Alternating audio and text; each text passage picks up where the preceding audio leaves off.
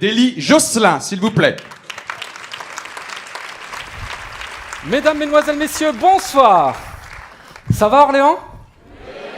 Super, je suis très content d'être avec vous ce soir. Alors, donc je me présente, je m'appelle Josselin. C'est vrai que Josselin, c'est pas un prénom très courant, mais mes parents m'ont appelé comme ça parce qu'ils m'ont conçu lors de leurs vacances en Bretagne, dans un petit village qui porte le nom de... Ouais, et je peux vous dire que j'ai de la chance, hein, parce que mon petit frère s'appelle La Grande Motte. Ah. Et si je suis devant vous ce soir, c'est parce qu'il paraît que je suis humoriste. Et je dis bien il paraît, hein, parce qu'à la base, moi je voulais pas du tout être humoriste. Moi quand j'étais petit, je voulais être père au foyer. Mais sans enfant. Hein. Et comme c'était pas possible, après je voulais faire un métier à avantage, comme la police, la SNCF ou EDF. Ça c'est des métiers à avantage. Et quand tu travailles chez EDF, t'as des réductions d'électricité. À la SNCF, tu payes pas le train. Chez les flics, tu payes pas le shit. C'est génial. Ah, il y a des fumeurs ce soir apparemment, hein. Et si je suis devant vous ce soir, c'est pour vous jouer un extrait de mon spectacle Sapiens. Alors pourquoi Sapiens ? Eh bien parce que Sapiens, ça signifie être humain. Et moi, dernièrement, je me suis rendu compte à quel point l'être humain ne savait rien sur rien. C'est vrai, regardez, on est en 2019 et on ne sait toujours pas qui nous a vraiment créés. Moi, j'ai fait des recherches et il y a plein de théories. Par exemple, pour David Alcibest, le défenseur du FC Nantes... Ouais, j'ai des grosses références culturelles, hein. Pour David Alcibest, c'est Dieu qui a créé le monde. Je le sais parce que j'ai lu une interview de lui où il dit « Quand je suis sur le terrain, je discute avec Dieu ». Ouais, gros programme, hein. Mais moi, je trouve ça bien qu'il nous en parle. Parce que c'est vrai que si Dieu existe, on s'est tous posé cette question. Pourquoi elle n'a pas empêché telle ou telle catastrophe d'arriver ? Bah maintenant, on sait. Il faisait des tacles avec David. Et figurez-vous que j'ai fait des recherches et ça tient la route. Vous pouvez vérifier. À chaque fois qu'il y a eu une catastrophe dans le monde, au même moment, il y avait un match du FC Nantes. Le jour du World Trade Center, match du FC Nantes. Le jour où le Titanic a coulé, match du FC Nantes. Le jour de la naissance d'Éric Zemmour, match du FC Nantes.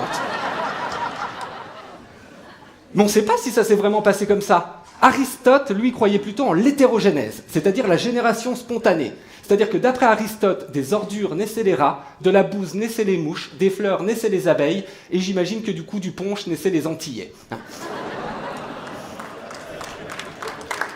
Merci.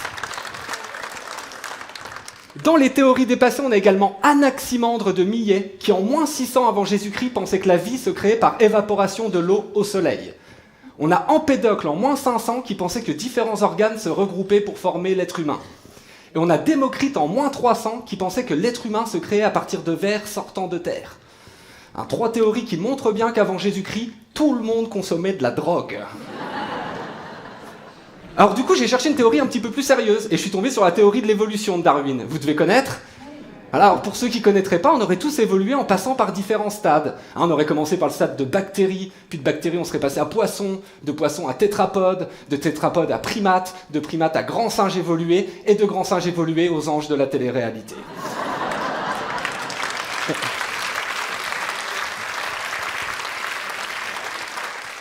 Et moi personnellement, je suis assez partisan de cette théorie.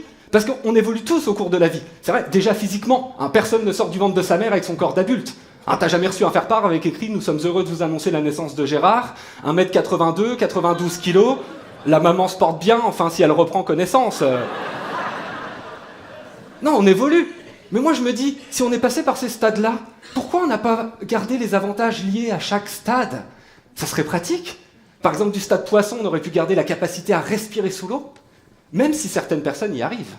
Moi j'ai vu un forum sur internet où il y a quelqu'un qui a écrit « J'ai découvert la technique pour respirer sous l'eau. 1. Sans inspirer, rentrez votre tête dans l'eau. 2. Inspirez très fort, très vite, et ça marche. 3. Si ça marche pas, c'est que vous n'avez pas confiance. » Alors du coup, moi je lui ai laissé un petit message en dessous, je lui ai marqué « Hey, j'ai testé, ça marche. Pour te remercier, je te donne la technique pour voler dans les airs. »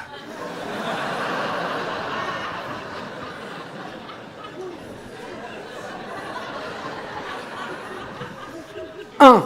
Sans inspirer, tu ouvres la fenêtre de ta chambre.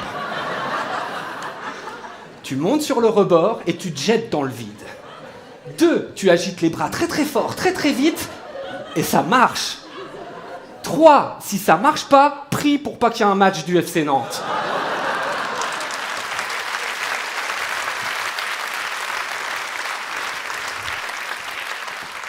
Non mais c'est vrai, on aurait dû garder les avantages de chaque stade. Du stade tétrapode, on aurait pu garder le gène des caméléons, tu sais, qui consiste à changer de couleur de peau, ça faciliterait la vie.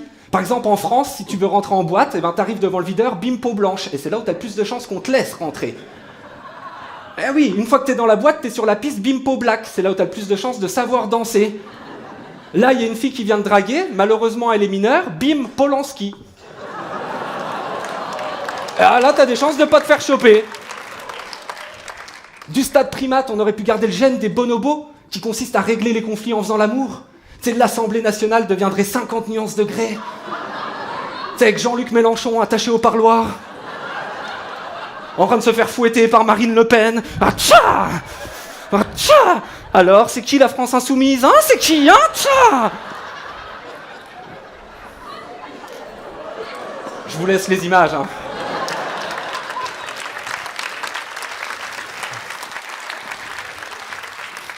On aurait même pu garder les meilleures évolutions d'autres animaux, tu sais, comme la trompe des éléphants, qui nous permettrait à nous, les mecs en voiture, de se gratter les couilles sans lâcher le volant. Ah, c'est une blague visuelle, hein, faut imaginer un peu. On aurait pu garder la poche des kangourous. Les hommes, on s'en servirait pour mettre notre téléphone portable, nos clés de voiture, notre porte-monnaie. Les femmes, elles s'en serviraient pour mettre leur téléphone portable, leur clé de voiture, leur porte-monnaie, un vieux sandwich, un rouge à lèvres, un paquet de mouchoirs et leur sac à main. Enfin bon, toujours est-il que d'après Darwin, si on a évolué, c'est pour mieux s'adapter à notre environnement. Hein, si la girafe a un si long cou aujourd'hui, c'est parce que ses ancêtres girafes avaient un cou trop petit pour accéder à la nourriture. Et ensuite, ça s'est développé. C'est d'ailleurs pour ça que la légende raconte que l'arrière-arrière-grand-mère d'Adriana 42, c'est Mimi Mati. Et après, ça s'est développé. Et s'il y a bien un domaine où on a énormément évolué au fur et à mesure du temps, c'est au niveau du langage. Parce que si on en croit la théorie de l'évolution, au début, le langage, c'était pas du tout comme aujourd'hui. Tu sais, il n'y avait pas de phrases, il n'y avait pas de mots, on communiquait qu'avec des sons. Au début de l'humanité, il n'y avait que des sons. Tu vois, pour dire mobilette, les mecs étaient là. Pour dire moto, pour dire voiture, das Auto. Eh ben non, ça n'a pas de sens ce que je raconte. Ben non, parce qu'à l'époque, il n'y avait pas tout ça. Ah ben non, je sais, à l'époque, pour dire caillou, bon bah les mecs, ils disaient... Pour dire pierre, ils disaient... Pour dire dégueulasse, ils disaient... vous avez des souvenirs, voilà, très bien. Et ensuite, il y a un mec qui a inventé le mot. On ne sait pas pourquoi, il était là devant le caillou et c'est sorti. Oh, j'imagine pas forcément très bien du premier coup. Hein, il a dû un peu chercher, tu vois, il devait être là... Yo.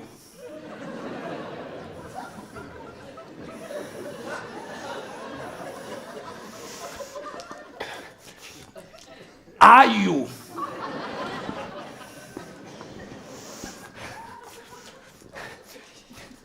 Caillou. Oh. Caillou. Oh. Ah, il était tellement content, il a fait ça 24 heures. Hein. Caillou. Oh. Puis après, il a regardé la pierre. Mière. Pierre. Oh. Caillou. Oh. Pierre. Oh. Puis après, il a regardé le truc dégueulasse. Brocoli. Et apparemment, ça se serait passé à différents endroits du globe au même moment. C'est-à-dire qu'au même moment en Suisse, il y a un mec, il était là devant le caillou. You. Ah, you. Caillou. Oh. En Chine, il y a un mec, il était là devant la pierre. Oh, j'ai aucune idée comment ça se dit. Aux États-Unis, il y a un mec, il était là devant le truc dégueulasse. Trump. Hein. Et encore, je simplifie. Hein, parce que les mecs n'ont pas pensé tout de suite à donner des nuances aux mots. Pendant longtemps, une pierre, c'est resté un gros caillou. Et le problème, c'est que c'était comme ça pour tout. Un rocher, c'était un gros caillou. Mais le problème, c'est que ça donnait des discussions interminables. Oh bah rien que pour dire, hier, j'ai traversé la forêt, les mecs étaient obligés de dire, hier, moi faire, pas arbre, pas arbre, pas arbre, pas, oh, arbre, pas, aïe, oh, gros caillou, arbre, pas, arbre. Mon record, c'est 17 minutes, accrochez-vous, pas, arbre. Et seulement après, il y a un mec qui a inventé la phrase. Et au début, les autres, ils étaient pas prêts. Le mec, il est arrivé, il a dit « Excusez-moi, Est-ce que vous auriez l'obligeance de me passer cette pierre, s'il vous plaît? Ça, c'est gros caillou, ça. Oui, alors je sais que vous appelez ça un gros caillou, mais à partir de maintenant, ce sera une pierre. Non, ça, c'est gros caillou, ça. Bon, apparemment, il n'est pas prêt. Laissez-moi plutôt vous présenter ma femme. Oh, brocoli.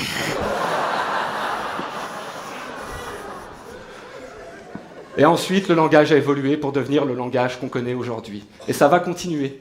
Il faut bien prendre conscience que le langage des jeunes d'aujourd'hui deviendra le langage des vieux de demain. Dans quelques années, il sera normal pour une personne âgée d'appeler son petit-fils et de lui dire « Wesh, ma gueule ! Bien ou bien ? Ah bah là, je suis posé au calme à la chicha, avec ta grand-mère. On se détend du zboob, bâtard !» Merci.